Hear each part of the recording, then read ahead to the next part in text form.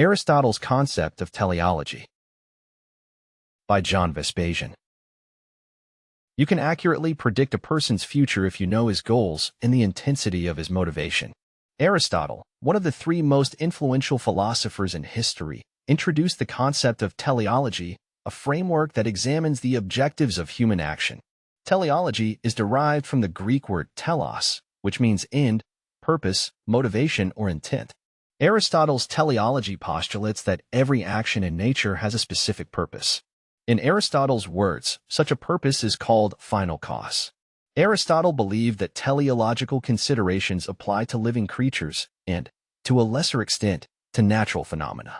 It is a concept that applies to human development, animal actions, and natural events such as storms, rain, or floods. According to Aristotle, all entities strive to fulfill their goals and inherent purposes. For animals, those goals will be simple desires such as food, sex, and shelter. For human beings, there are many different ranges of objectives and motivation levels. The concept of purpose in Aristotle's teleology. In the pursuit of purpose, Aristotle sees the seeds for growth and development. His perspective of the final cause has vastly influenced philosophy, science, biology, and psychology. When it comes to living beings, Aristotle's teleological view can be most notably applied to biology. He argued that each organism has a distinct telos, or purpose, which guides its life. For instance, the telos of a tree is to grow, reproduce, and maintain its existence. In contrast, the telos of humans, said Aristotle, is to attain happiness, eudaimonia, in Greek. The achievement of happiness requires human flourishing, virtue, and sustained motivation. It does not happen by chance. Aristotle's teleological perspective applies to ethics, politics, and to all fields of human endeavor. Since he considered happiness as the primary goal of humans, he defined the path as living a meaningful, fulfilling life. For Aristotle, ethics and morality consist of practical advice for attaining happiness in this world. He favored the pursuit of virtue and moral excellence as the only means to achieve eudaimonia. In politics, Aristotle argued that the telos, or purpose of the state, was to promote the well-being and happiness of its citizens. I must say that, in this case, the Aristotelian definition is so vague that it is worthless for taking political decisions. Aristotle's idea of teleology has shaped how people think about the purpose of their life. Have you identified objectives that you intend to pursue for the rest of your life? Are you sure that your ethics and morality lead to happiness on this earth?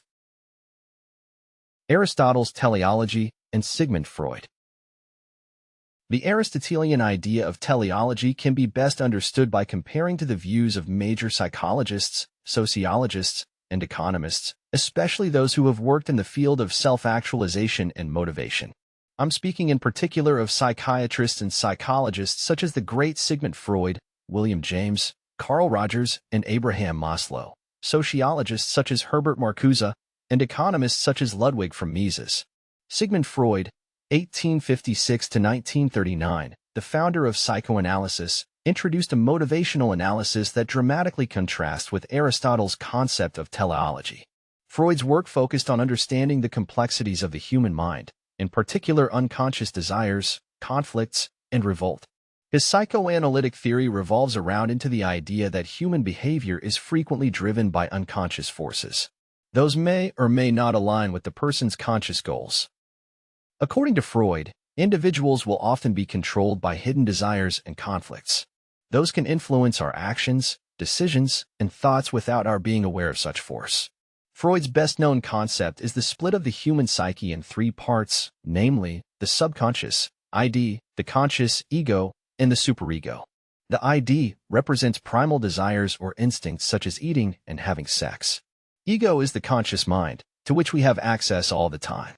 The superego embodies societal norms and moral values imposed from the outside on the individual. Freud sustained that the three components will often come into conflict. While the ID pushes for immediate gratification, the superego calls for following society's rules, and the ego tries to mediate between them, suffering considerable stress. Aristotle's teleology had emphasized conscious purpose and the practice of virtue to achieve self-actualization, success, and happiness. Aristotle was not ignorant of the dark side of human nature, but regarded it as worthless for attaining happiness.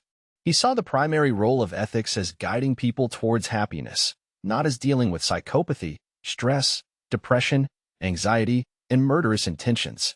Freud's psychoanalysis revealed the complexity of human behavior, but did little to promote happiness. He recognized that people will be sometimes driven by unconscious desires or conflicts, but failed to emphasize the need to adhere to virtuous motivation. Indeed, Freud was right that people will be sometimes lost and forget to pursue happiness, eudaimonia, but what good does it do to concentrate on the study of aberrant motivation? If your goal is to attain happiness, you will be much better off if you ignore Freud and follow Aristotle's recommendations. For Freud, the resolution of unconscious conflicts is the key to personal growth and psychological well-being. His opinion seems profitable for psychoanalysts, but too vague for most of the population. I still have to meet a person driven by impulses so secretive that he does not even know about them.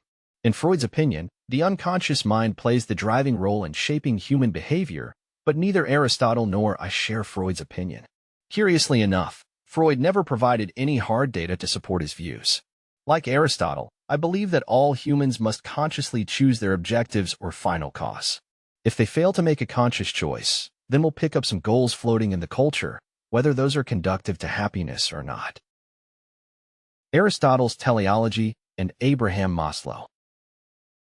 In contrast to Freud, Abraham Maslow, 1908 to 1970, adopted views closer to Aristotle's. Maslow, a prominent psychologist, introduced a theory that shares commonalities with Aristotle's concept of teleology. Maslow's theory is generally known as the hierarchy of needs, or the pyramid of needs. It's called a pyramid because Maslow illustrated his ideas with a sliced pyramid, where each slice corresponds to a level in human motivation. In Maslow's pyramid of human needs, basic physiological needs such as food and shelter occupy the bottom slice. Self-actualization occupies the slice at the pyramid pinnacle. Maslow postulated that humans are driven by a hierarchy of needs. At the most basic level, individuals will seek to satisfy simple physiological needs such as food, water, and shelter. Once those needs have been met, individuals will strive to fulfill their safety needs, social needs, and self-esteem needs. It is only at the end of the process that they will strive for self-actualization, which matches Aristotle's formula for happiness, eudaimonia. Both Aristotle and Maslow underline the benefits of seeking fulfillment and self-actualization. I regard Aristotle's definition as superior because his self-actualization is linked to turning one's potential into actual achievements. Abraham Maslow was rather poetic in this respect. Just as Aristotle had done, Maslow stated that individuals set goals to guide their actions, but there are major distinctions between Maslow's and Aristotle's conceptions. Aristotle viewed the pursuit of one's goals and eudaimonia as inherent to human nature. He regarded as self-evident that each human wants to be happy, even he does not know exactly what to do. In contrast, Maslow's pyramid shows changes in a person's needs and motivations across time. Maslow recognized that not everyone will aim at the pyramid top slice, self-actualization, and that many individuals will remain at the lower echelons, even if those cannot deliver intense happiness. While Maslow's ideas are interesting, they fail to delineate a clear path to happiness. If you are not aiming at the top slice of the pyramid from the start, chances are that you'll get stuck at the bottom or in the middle. Aristotle's teleology and William James. In the field of psychology, William James, 1842 to 1910, took positions that strongly contradicted Aristotle's.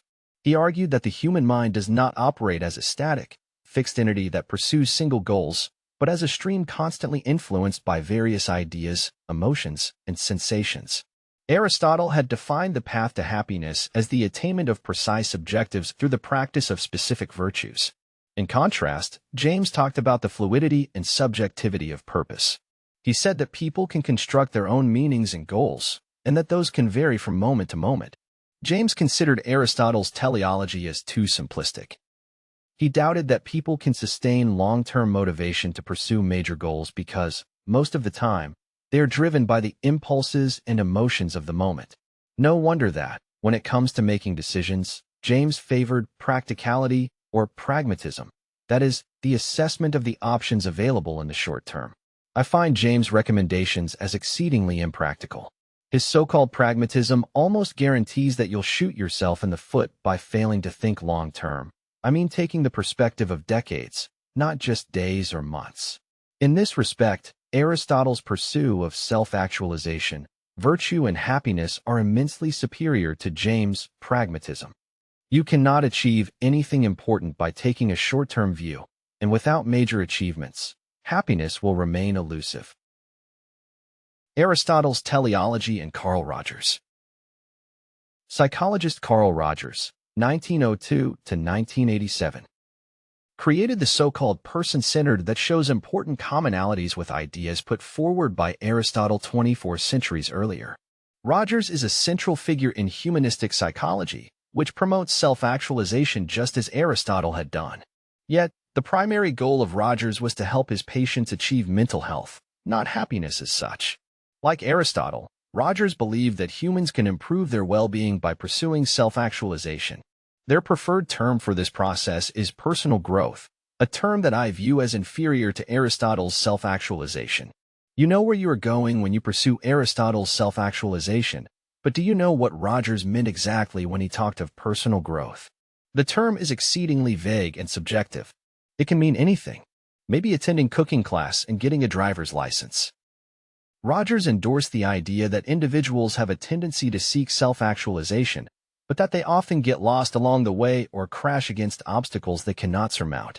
Rogers defined the role of therapy as enabling patients to surmount the obstacles that are preventing their growth. In contrast to Aristotle's optimism about achievement, virtue, and happiness, Rogers regarded the process of personal growth as hard. The path to growth, he argued, can be often thwarted by other people and societal conditions. As a therapist, Rogers nurtured his patients and gave them empathetic feedback. He wanted to help them grow, develop their potential, and increase their resilience. In his therapy sessions, he provided unconditional positive feedback, where patients felt accepted and valued even if they had made dire mistakes. According to Rogers, a supportive and non-judgmental environment can help patients discover their goals and pursue self-actualization. Does Rogers' approach sound realistic to you? Do you think that people become stronger and more motivated if you avoid talking about their errors and bad habits? I very much doubt it. I find Aristotle's teleology far more realistic than Rogers' client-centered therapy. It is a fact that you are going to face lots of obstacles, criticism, and setbacks when you pursue ambitious goals, but the solution is to keep going, day after day. Life will render you more resilient. Do you really need a psychologist to tell you that everything is fine when it is not? For my taste, Rogers focuses too much on problems and too little on motivation. He talks endlessly about personal growth, but seems to imply that it should be easy, fast, free of charge, and automatic. I'd rather accept Aristotle's realism and expect a hard ride from the start.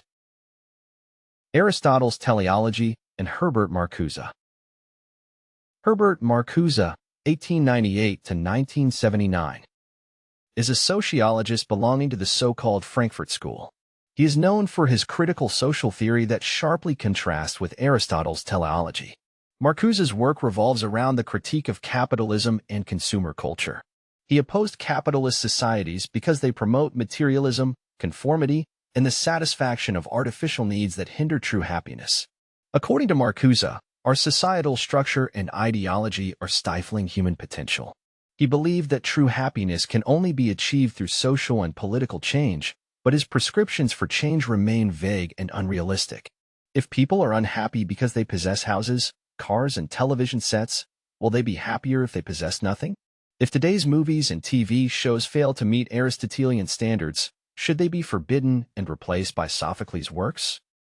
In his attacks against consumerism and capitalism, Marcuse points to their deficiencies, but he is comparing them with a world that does not exist. He is comparing them with nirvana, with a perfect society inhabited by perfect people. I can forecast that you will never be happy if you require a perfect world without obstacles, errors, setbacks, and accidents of all sorts. Marcuse is promoting a concept of happiness that finds no equivalent in reality. I wouldn't waste my limited time and energy pursuing Marcuse's impossible dreams. Aristotle's path to happiness depends on individual action. It doesn't demand that you change society as a whole.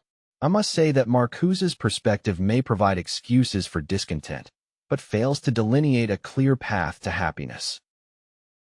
Aristotle's teleology and Ludwig von Mises. Finally, I want to compare Aristotle's teleology concept with the views of economist Ludwig von Mises, 1881 to 1973.